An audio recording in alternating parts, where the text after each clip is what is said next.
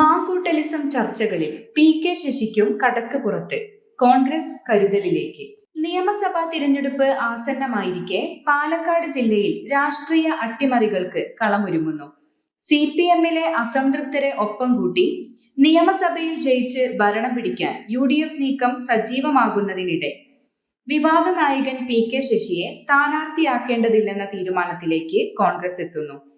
പീഡനക്കേസിൽ ആരോപണ വിധേയനായ രാഹുൽ മാങ്കൂട്ടത്തിലിനെ പാലക്കാട് മത്സരിപ്പിക്കേണ്ടെന്ന പ്രാഥമിക ധാരണ കോൺഗ്രസിനുണ്ട്. ഈ സാഹചര്യത്തിൽ സമാനമായ വിഷയത്തിൽ പാർട്ടി നടപടി നേരിട്ട പി.കെ. ശശിയെ ഒപ്പം കൂട്ടുന്നത് തിരിച്ചടിയാകുമെന്നാണ് വിലയിരുത്തൽ. പി.കെ. ശശിക്ക് സീറ്റ് നൽകിയാൽ അത് രാഹുൽ മാങ്കൂട്ടത്തിലിനെതിരായ പീഡന ആരോപണങ്ങളിൽ UDF-ന്റെ ധാർമ്മികത ചോദ്യം ചെയ്യാൻ CPM-ന് അവസരം നൽകും. ശശിക്കായി വാദിക്കുന്നത് മാങ്കൂട്ടത്തിലിന്റെ സ്ഥാനാർത്ഥിത്വത്തിനായി വീണ്ടും സമ്മർദ്ദമുണ്ടാക്കാൻ ഒരു വിഭാഗത്തെ പ്രേരിപ്പിക്കും.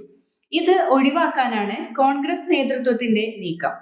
അതേസമയം CPM-ൽ നിന്ന് ശക്തരായ വിമതർ എത്തിയാൽ മറ്റൊരാളെ സ്വതന്ത്രനായി നിർത്തി പിന്തുണയ്ക്കാനും UDF തയ്യാറാണ്.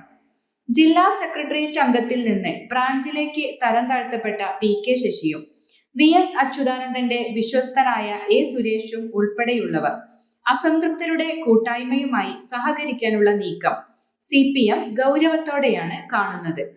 പ്രവർത്തകർ ആരും പാർട്ടിക്ക് പുറത്തു പോകരുതെന്ന ജില്ലാ സെക്രട്ടറി EN സുരേഷ് ബാബുവിന്റെ പ്രസ്താവന അനുനയ നീക്കങ്ങളുടെ സൂചനയാണ്. കൊഴിഞ്ഞാമ്പാറ മോഡലിൽ വിമതർ UDF-മായി ചേർന്ന് ഭരണം പിടിച്ചത് CPM-നെ ആകെ പ്രതിരോധത്തിലാക്കിയിട്ടുണ്ട്.